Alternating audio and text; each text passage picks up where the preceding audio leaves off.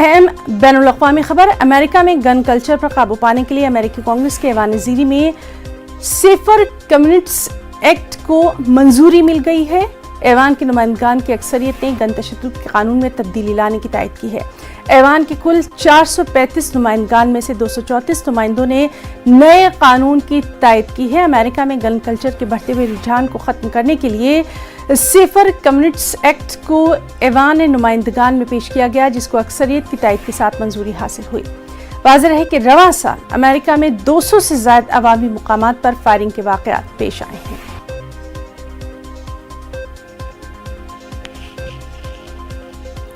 एक और अहम खबर, मुंबई हमलों का मास्टरमाइंड साजिद मीर पाकिस्तान में गिरफ्तार किया गया है। आपको बताएं कि साजिद मीर पाकिस्तानी हुकाम के कब्जे में हैं।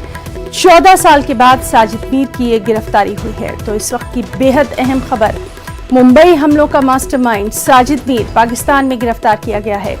साजिद मीर पाकिस्तानी हुकाम के कब्जे में है। 14 साल के बाद साजिद मीर की ये गिरफ्तारी हुई है।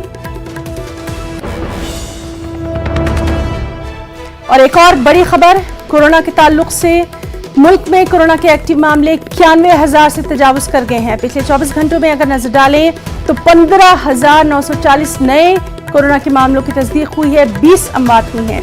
पिछले 24 घंटों में 12,425 अफराद शिफायाब भी हुए हैं।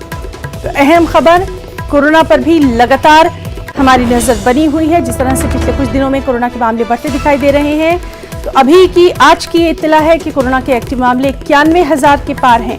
24 घंटों में 15,940 नए मामलों की तस्दीक हुई है। 20 अमवात हुई हैं। 12,425 अफराद शिफायाब हुए हैं। तो आज की ताज़ा खबर में फिलहाल इतना ही। हमारी पूरी टीम को दें इजाज़त। आदाब।